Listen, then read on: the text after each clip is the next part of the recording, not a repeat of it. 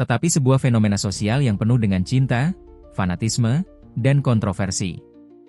Di balik sorak-sorai ribuan supporter di Stadion Gelora Madura Ratu Pamalingan, manajemen langsung menargetkan status klub papan atas, bukan sekadar peserta.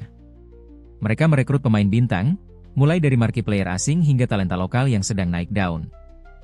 Stadion Gelora Madura Ratu Pamalingan di Pamekasan menjadi pusat perhatian. Ribuan supporter yang menamakan diri mereka Kacong Mania atau Taretan DB.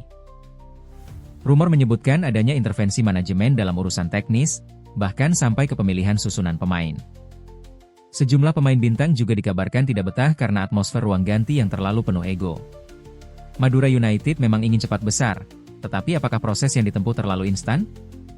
Ada yang menuduh Madura United membeli popularitas dengan cara-cara instan, ada pula yang menilai mereka adalah klub proyek yang sewaktu-waktu bisa hilang jika sokongan dana berhenti. Namun, fakta di lapangan berkata lain, Madura United mampu bertahan, bersaing, bahkan sesekali menumbangkan raksasa Liga 1. Secara budaya, Madura United adalah tim yang lahir dengan ambisi besar, tetapi apakah ambisi itu justru menyimpan bom waktu yang bisa meledak kapan saja? Sementara bintang lokal seperti Bayu Gatra, Greg Nokolo, hingga Slamet Nur Cahyo menjadi wajah klub. Media pun ramai memberitakan Madura United sebagai klub kaya baru dengan ambisi tak terbatas. Musim-musim pertama berjalan penuh kejutan. Madura United tampil kompetitif. Benih-benih masalah mulai tumbuh. Beberapa pemain bintang disebut tidak puas dengan kebijakan manajemen. Ada isu gaji yang telah dibayarkan, ada pula rumor tentang bonus yang tidak sesuai janji. Situasi ini kerap menciptakan ketegangan yang hanya diketahui oleh orang dalam klub. Puncak dari masalah internal terjadi ketika pergantian pelatih berlangsung begitu cepat. Hampir setiap musim. Tapi juga bisa menjatuhkan ketika hasil tak sesuai harapan. Ada momen di mana kekalahan beruntun memicu protes keras, bahkan ancaman kepada pemain dan pelatih. Bagi masyarakat Madura, awal penuh harapan, pertengahan penuh konflik, dan akhir yang menyisakan tanda tanya besar. Klub ini selalu berada di garis tipis antara sukses besar dan kegagalan yang memalukan. Tetapi juga oleh masyarakat Madura yang menjadikan klub ini sebagai cermin identitas mereka. Jika di permukaan Madura United tampak seperti klub penuh gairah dengan semangat membara dari Pulau Garam. Ada cerita tentang gaji pemain yang tertunda, ada juga bisik-bisik tentang bonus yang dijanjikan tetapi tak kunjung cair. Beberapa mantan pemain secara samar pernah mengaku kecewa. Meski tak pernah menyebut nama langsung, bahwa janji manis manajemen tidak selalu sejalan dengan kenyataan. Tak hanya soal uang. Rumor menyebut manajemen terlalu dominan, bahkan ikut campur dalam penentuan line-up. Ini membuat banyak pelatih merasa kehilangan otoritas, dan akhirnya memilih angkat kaki. Dalam dunia sepak bola, ada kisah tentang dua pemain asing yang nyaris baku hantam di ruang ganti setelah merasa salah satu terlalu egois di lapangan. Ada pula cerita tentang pemain senior lokal yang kecewa karena perannya digeser oleh bintang baru, lalu memilih keluar dengan alasan pribadi. Semua ini memperlihatkan bahwa Madura United tidak selalu harmonis di balik sorot lampu stadion. Di tribun, kegelapan lain muncul. Supporter Madura United dikenal sangat fanatik.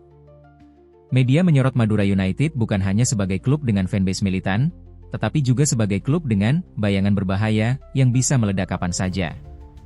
Bagi sebagian masyarakat Indonesia, tajuk-tajuk kontroversial seperti Madura United diguncang konflik internal, atau bonus tertunda, pemain protes diam-diam, pernah menghiasi halaman media olahraga nasional. Publik terbelah. Dan tak takut menantang dominasi raksasa-raksasa lama. Namun, objektivitas mengharuskan kita untuk mengakui, kebesaran Madura United juga lahir bersama problematika yang tak kecil. Dari intervensi manajemen, konflik internal, hingga gesekan di tribun, semua itu menjadikan Madura United klub yang penuh drama. Pertanyaan penting muncul. Menjadikan stadion di Pamekasan sebagai salah satu kandang paling menyeramkan di Indonesia. Tetapi di sisi lain, fanatisme itu bisa menjadi ancaman, baik bagi lawan maupun klub itu sendiri. Loyalitas yang besar seringkali berubah menjadi tuntutan yang berat. Setiap kekalahan bukan sekadar hasil pertandingan. Atau justru cerminan dari ambisi yang berlebihan? Apakah fanatisme supporter mereka adalah kekuatan atau justru kelemahan? Dan menurut Anda, ada sesuatu yang romantis sekaligus tragis dalam cerita Madura United. Mereka adalah klub yang berjalan di antara dua dunia, dunia mimpi dan dunia realita. Di satu sisi, mereka menunjukkan betapa sulitnya menjaga stabilitas ketika ambisi terlalu besar dan tekanan datang dari segala arah. Mungkin, pada akhirnya, Madura United bukan hanya tentang sepak bola. Ia adalah cerita tentang identitas, harga diri, dan cinta tanpa syarat dari ribuan orang yang rela melakukan apa saja demi melihat klubnya berjaya. Dan meski ada begitu banyak luka, cinta itu tetap bertahan, tetap tumbuh, bahkan semakin kuat. Beberapa kisah memang tak pernah ditakdirkan untuk diketahui semua orang.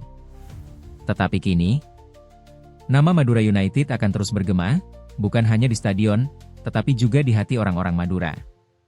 Sebuah warisan yang mungkin tak selalu indah, namun akan selalu abadi.